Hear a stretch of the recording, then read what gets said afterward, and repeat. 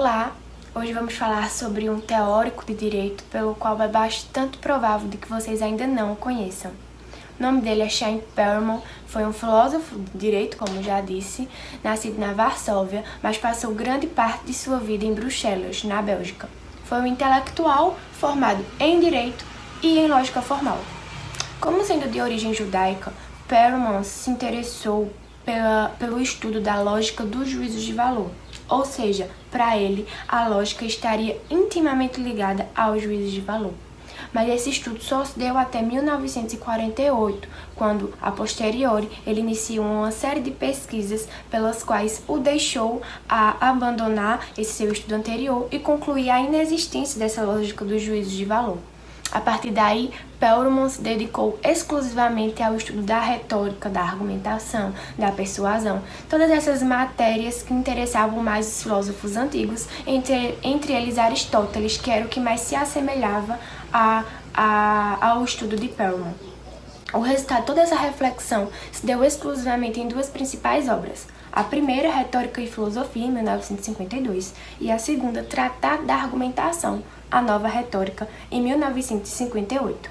Então, além desse desenvolvimento da nova retórica e do estudo da argumentação, todo esse estudo da linguagem que Perelman teve, ele teve a preocupação de estudar não só a argumentação, mas também qual seria a consequência desta para com a justiça, a filosofia, o direito e a moral. Então ele teve essa preocupação de não só estudar ela, mas estudar também todas as possibilidades que ela pudesse trazer para essas quatro disciplinas. Por fim, Perelman lecionou Lógica, Moral e Filosofia na Universidade de Bruxelas até 1978 e logo em seguida recebeu o título de Barão do Rei Balduíno em reconhecimento de todas as suas obras.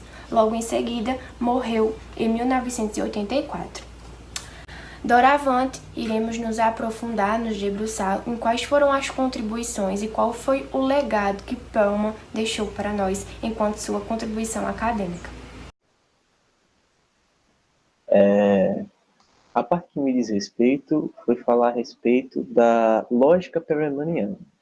Eu acho que, em primeiro momento, é importante dizer que é bem difícil você conseguir desprender toda essa teoria de Perelman, porque a questão da lógica, da argumentação, do auditório, do discurso, é tudo bem unido. É bem difícil você conseguir fazer uma divisão prática.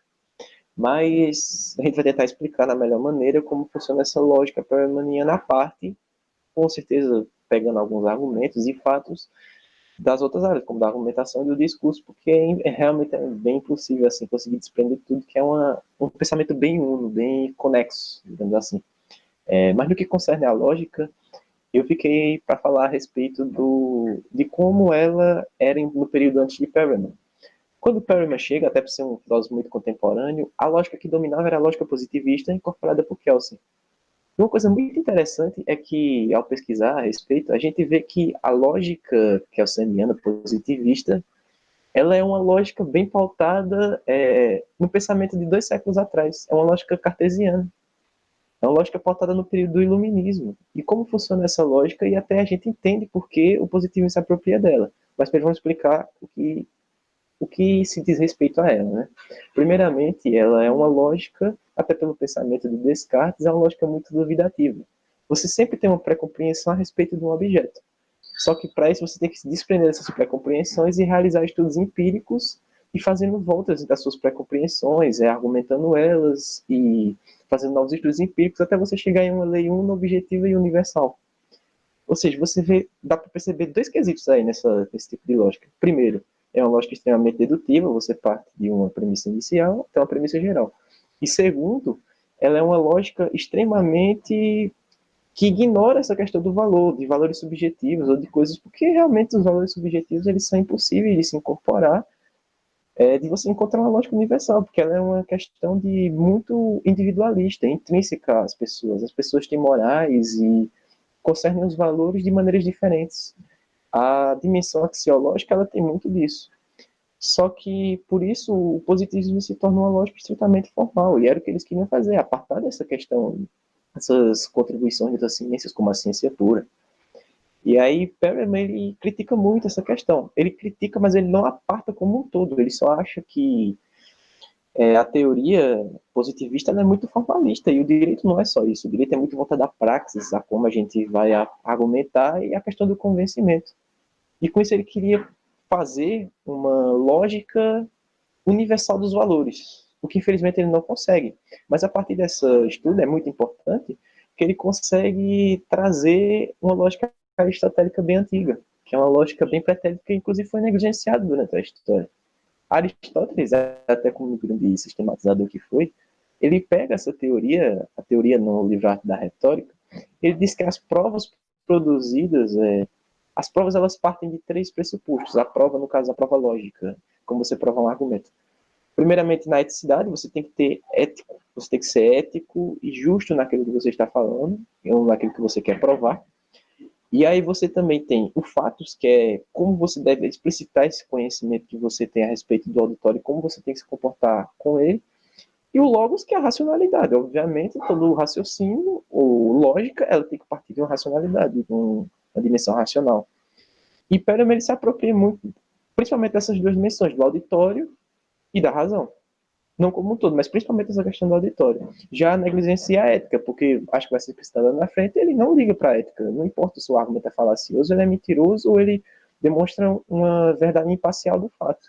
O que importa é que ele consiga convencer as pessoas. E com isso, Perelman, ele vai formar toda essa sua teoria pautada nessa tríplice. O que pode ser considerado, até talvez seja, eu esteja falando besteira, mas ele talvez seja um positivista ético, que ele não nega a questão do que o direito ele tem que ser pautado no formalismo, porque até para garantir a segurança jurídica, mas ele acredita que é muito mais do que isso. E por isso ele critica também. Não é porque ele aceita que ele não pode criticar, e é o que ele faz, ele critica ao mesmo tempo que ele aceita e quer incorporar esse novo juízo valorativo, que Lucas agora vai explicar mais como funciona essa lógica perelmaniana. Bom, a lógica de Perelman, ela vai no sentido de combater uma herança do positivismo que é o purismo da lógica formal. Então ele critica a proeminência das ciências exatas sobre o âmbito das ciências jurídicas e busca um modelo menos voltado para essas estruturas formais e engessadas da concepção do direito e busca um modelo mais voltado para a prática, para a praxis jurídica. Como assim praxis? Um filósofo tcheco de inspiração marxista chamado Karel Kozik dizia que a praxis do homem não é atividade prática contraposta à teoria, é determinação da existência humana como elaboração da realidade. Então, o que Perelman propôs nada mais é do que uma aproximação entre teoria e prática jurídica.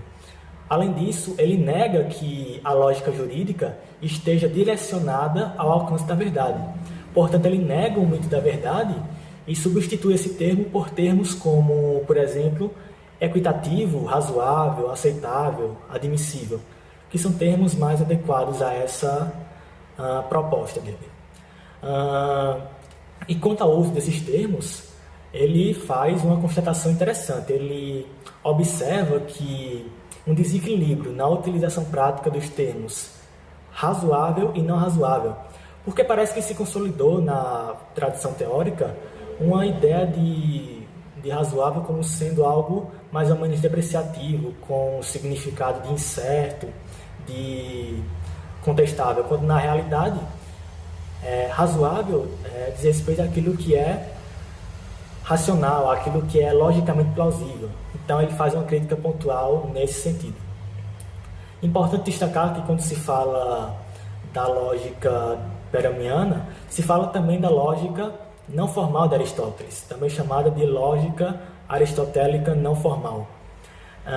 Perelman inseriu muita coisa de Aristóteles em seus textos, defendendo que do resgate dessa lógica aristotélica nasce um remédio adequado para o tratamento e análise dos problemas jurídicos contemporâneos. Então, esse resgate que ele faz dessa teoria de Aristóteles ele objetiva refazer, remoldar o funcionamento do mecanismo jurídico contemporâneo. Então, feita essa abordagem mais panorâmica da concepção de Perelman, a gente parte para sua teoria lógica propriamente dita, que na condição de contrária à lógica formal, como eu mencionei, e não dizendo respeito a uma lógica meramente aperfeiçoada do raciocínio lógico-dedutivo, como muita gente acha, trata-se de uma lógica argumentativa. Então, aqui o discurso está no centro de tudo. É com base no discurso que se chega, por exemplo, ao conhecimento jurídico. É com base no discurso que se chega à justiça, à equidade, à aceitabilidade das decisões formais. Então, aquele rigor típico da lógica formal se dissipa diante desse novo modelo que coloca o fator argumentativo, o discurso como essencial na atividade do jurista. Então, essa lógica não segue padrões rígidos de formação, construção, dedução e expressão. É uma lógica prática, uma lógica material e que busca, acima de tudo, importante, que busca, acima de tudo, construir, produzir efeitos diante de uma plateia. Então, essa característica da lógica de Perelman faz dela um procedimento não planejado. Ela busca levar em consideração os diferentes contextos, as diferentes realidades das plateias. Aqui o foco é o razoável, diferentemente de uma concepção abstrata de Kelsen, por exemplo, em que o foco é o normativo, que defende a aplicação pura da norma pré-estabelecida, independentemente de qualquer coisa.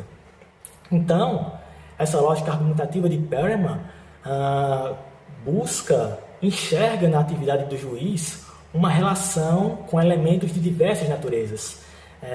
E aqui não se leva em consideração exclusivamente a norma, porque argumenta Perelman que a norma abstrata ela entra em choque com as diferentes intuições, com as vivências, com as histórias das diferentes pessoas e comunidades.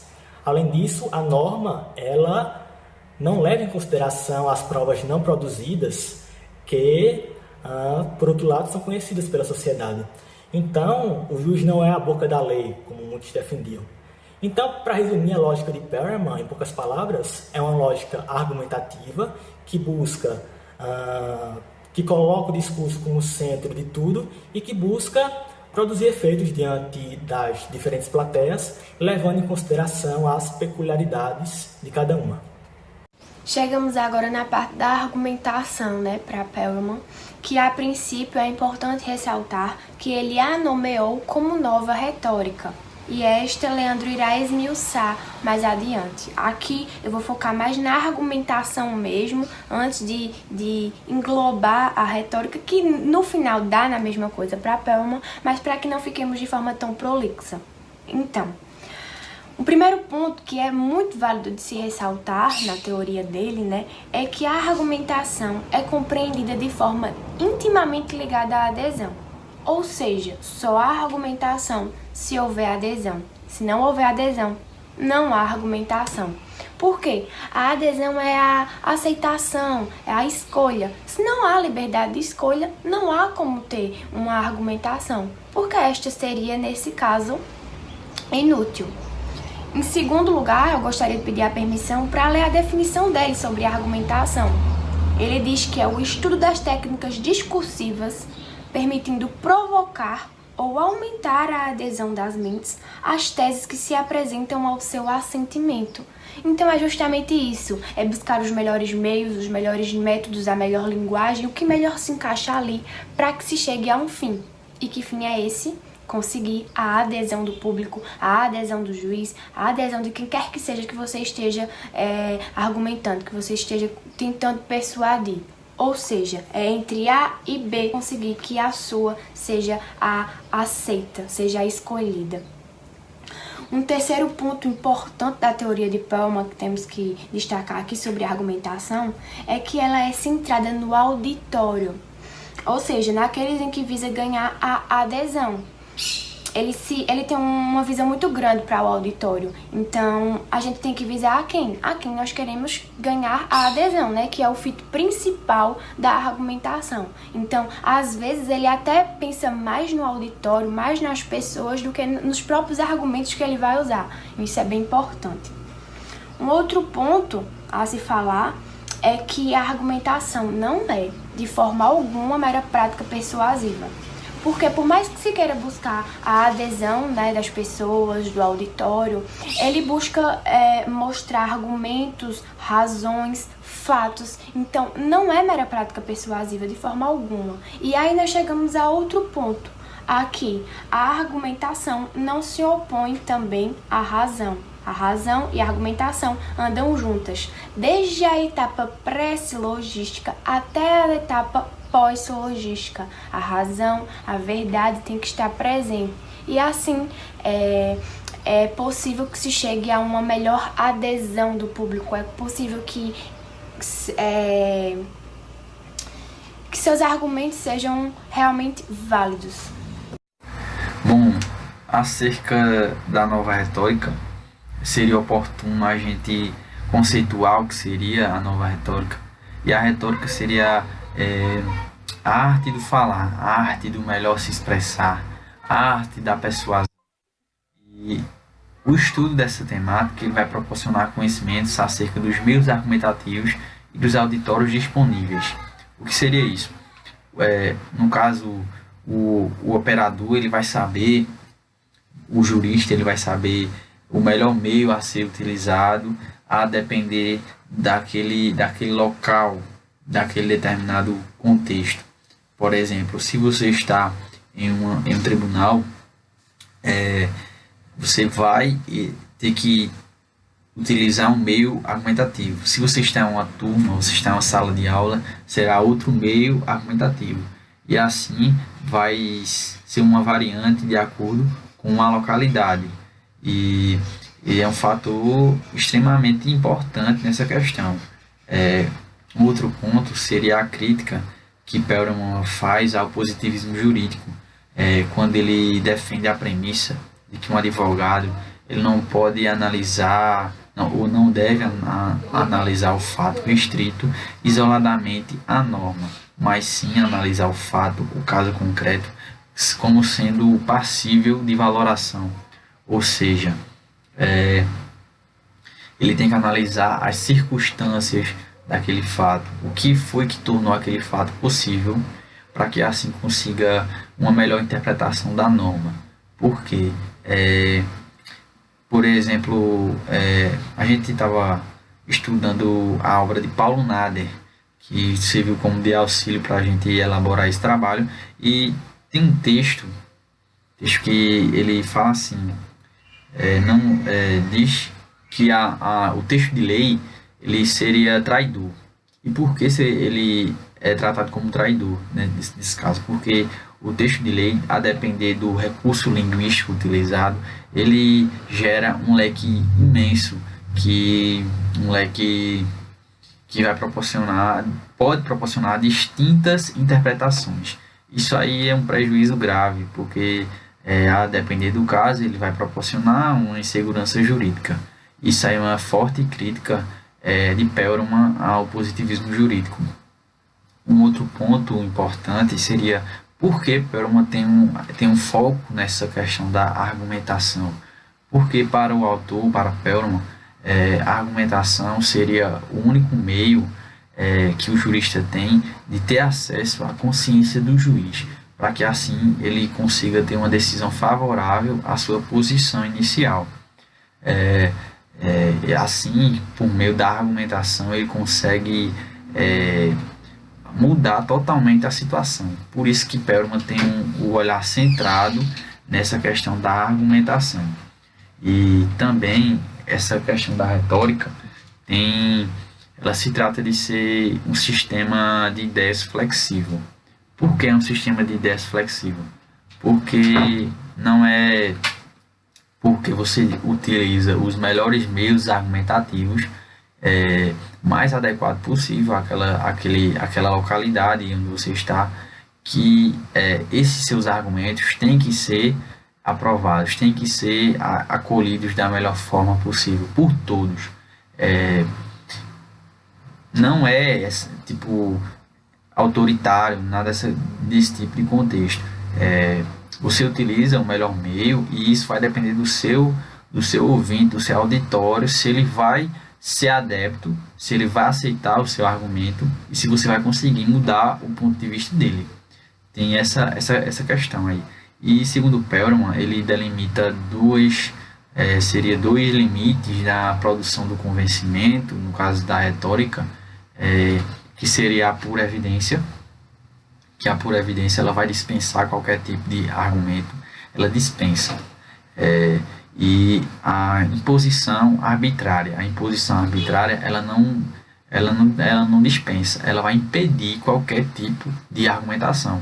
E essa questão da imposição arbitrária, ela não é importante para a retórica, para a nova retórica de Perelman. E por fim, a gente analisou que Perelman ele não se centra na questão da finalidade individual de como vai ser utilizado a retórica. Ou seja, é um estudo técnico da produção do convencimento e da persuasão, mas ele não se atenta a, como por exemplo, a boa-fé ou a má-fé do jurista. Aí isso também é um ponto interessante, né? Que seria aquela responsabilidade ética, você saber o que você fala, para você ter uma ética tanto no senso coletivo como no senso individual. E tá aí a importância da gente procurar fundamentar a nossa formação em princípios éticos e morais, para que assim a gente consiga ter um melhor desempenho na vida acadêmica e na vida profissional posteriormente, né?